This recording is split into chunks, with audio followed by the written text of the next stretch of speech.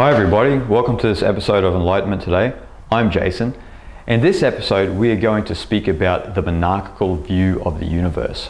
Now what do I mean by the monarchical view of the universe? The monarchical view is a political analogy of the universe where God is a ruler, a leader, a lord, or more to the point, a dictator. This way of thinking is an entrenched way of thinking that is applied to families, friendships, governments, societies, religions, business, the universe, and even reality itself. This way of thinking makes us feel subservient to the world and other people. It makes us feel worthless, and self-worth issues are big in the world today. As a result, woven into the fabric of society and culture is this yearning to be in a kingly position above everybody else. We base this on the idea that monarchical systems are intrinsic to the nature of reality, but nothing could be further from the truth.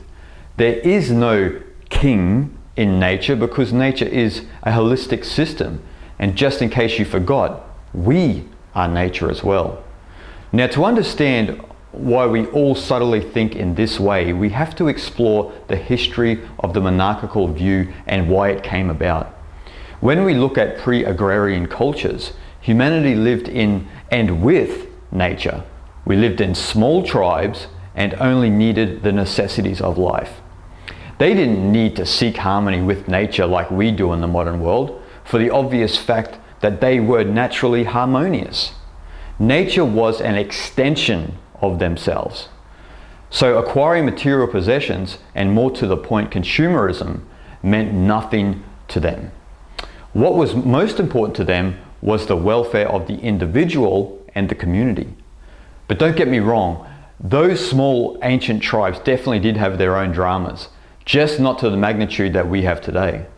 For them, an individual's problems were the community's problems and vice versa. So the welfare of one is the welfare of all. Tribal cultures are traditionally a partnership society based on mutuality. Not all tribes were like this, but this is a tribe's traditional foundation. And if an individual wanted salvation from the group, then they were met by nature's wrath. Individual self-interest and selfishness disturbed the group. Individuality to them was how one benefited the group. Everybody had their place within the community by following their natural gifts and talents. No one had to be assigned duties, as there was no dictator. In the Taoist philosophy of China, each and every individual has his or her own unique psychosomatic pattern that they express either physically or psychologically, which ultimately brings harmony to the world. In Chinese, this unique organic pattern is known as Li. This is also a famous concept in Neo-Confucianism, popular in ancient Korea. Now, by following your own unique Li, you naturally harmonize with the universal essence and order, the Tao, which brings harmony to the world. This is the concept of Yin in Chinese, which means mutual resonance or interdependence. When we moved into agrarian societies, Taoist sages tried to bring these natural values of the harmony between individual and community into the new world. In ancient times, they recognized that the community is an extension of the individual, and so the individual is the community. In traditional Chinese medicine, they explained this by saying that the small picture and the big picture are the same picture, meaning that the world is a reflection of what is happening in the inner life of the individual. But once small tribes merged into larger communities, following our natural gifts and talents was replaced slowly by assigned duties. Don't get me wrong, there is nothing inherently wrong with this transition, as this transition was necessary for us to get where we are today in this very moment. Though the problem those ancient cultures had is that to maintain their new social structure and agriculture forced individuals to give their innate power away and instead conform to the functional needs of the society. This is something still with us today on a deeper and much larger scale. As a result, our creative calling was suppressed in favor of money obtained for labor. This supplied them the means to purchase food, clothing, and shelter, which was once their birthright, but now turned into a commodity. These are still our birthright, but we believe they are something we should acquire. This whole process of moving into society from nature slowly made us support the machinery of the new society over our own humanity. The result of this transition was we lost our sense of responsibility because society and culture took over our responsibility in the role of a parental figure.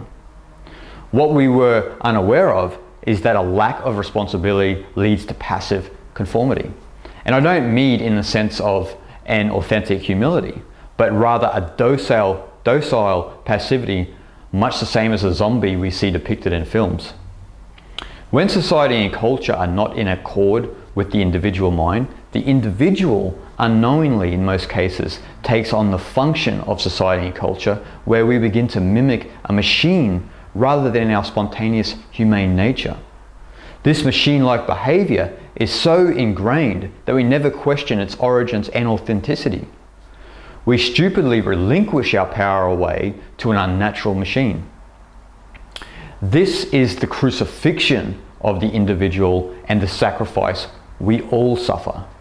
We crucify ourselves to the social order. This crucifixion is most vivid when we look at the Hindu caste system and the medieval Western Christian society under the feudal system. So when settled agrarian culture is born, a township is built to protect the people from outside influences and threats, such as a hungry lion and so forth and so on.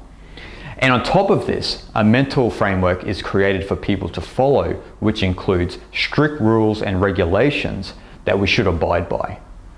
A division of labor and a division of function is the result. A great example of this, as I mentioned, is the ancient Hindu caste system, going way back to the Vedic civilization.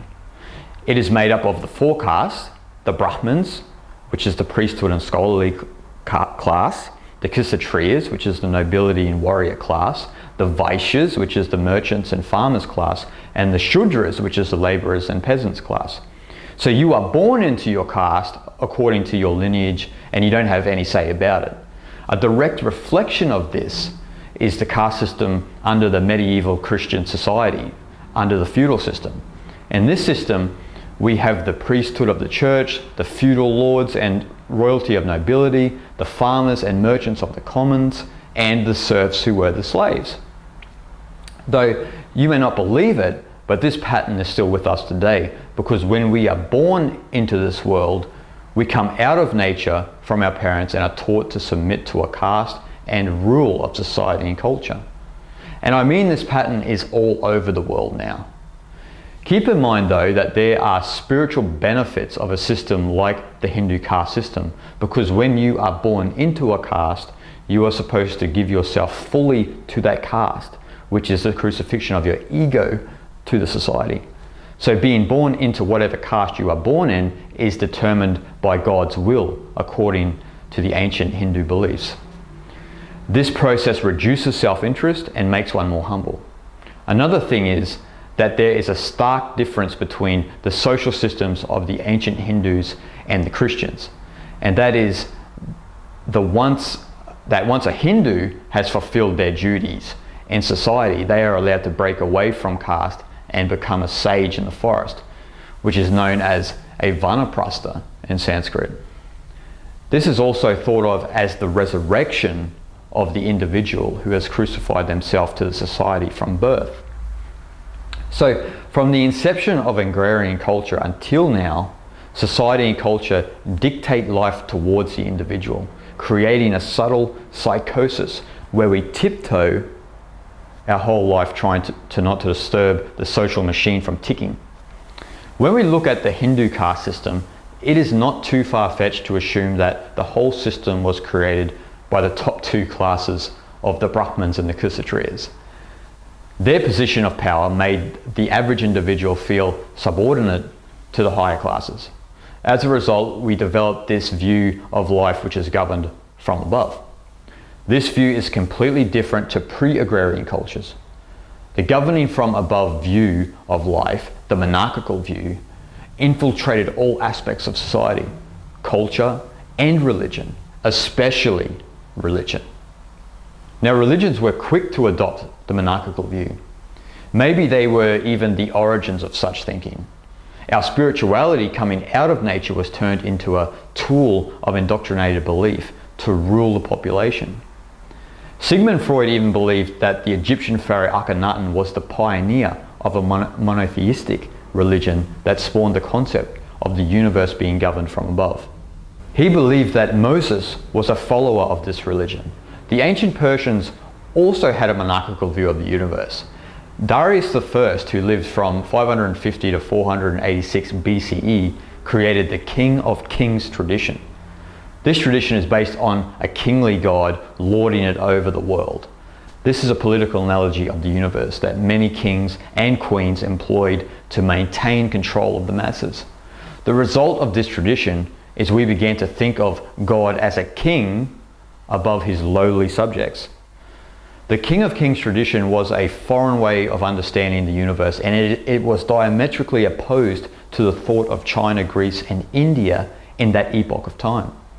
The great philosophers of those civilizations, most notably Lao Tzu, Pythagoras, Gautama the Buddha, and Confucius, all had a similar view, and the view of Darius I was alien and not natural.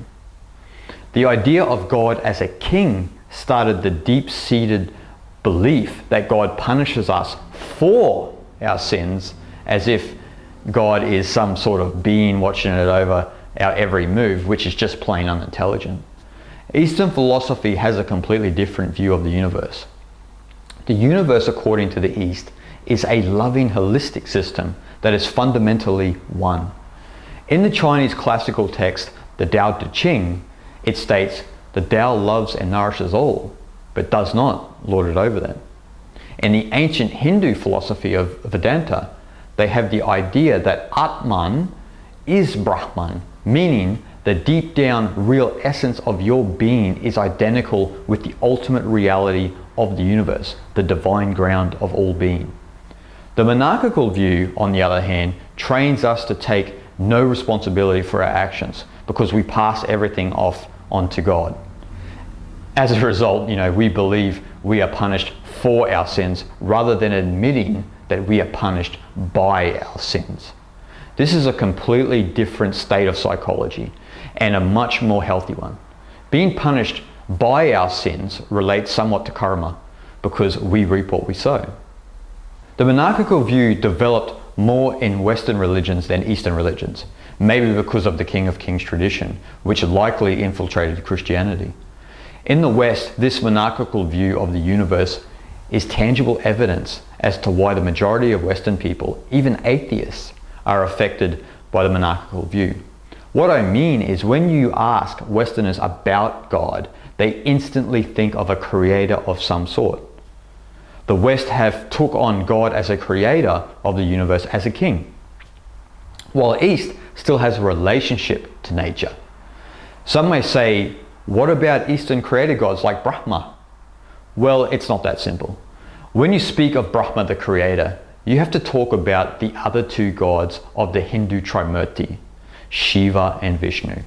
This trinity of gods are personified deities which represent the cosmic functions of creation, maintenance, and destruction, meaning that Brahma is the creator, Vishnu is the preserver, and Shiva is the destroyer.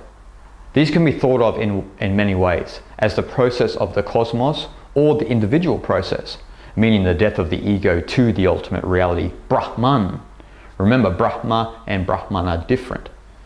The three gods are only the universal process coming from the source of all existence, which is one with you and I, Brahman. Most Eastern spiritual paths view the universe as an organism that grows without any aspect of monarchy, because monarchy is basically a human concept. These differing views are deep-seated within our consciousness. For example, a Western child will often ask, "How was I made?" while an Eastern child will ask, how did I grow? This fundamental difference can be attributed to the book of Genesis. In Genesis, the universe is made in the same way a carpenter builds a house. The world then is an artifact from the hands of an all-governing creator God. Remember, Jesus is the son of a carpenter and also the son of God.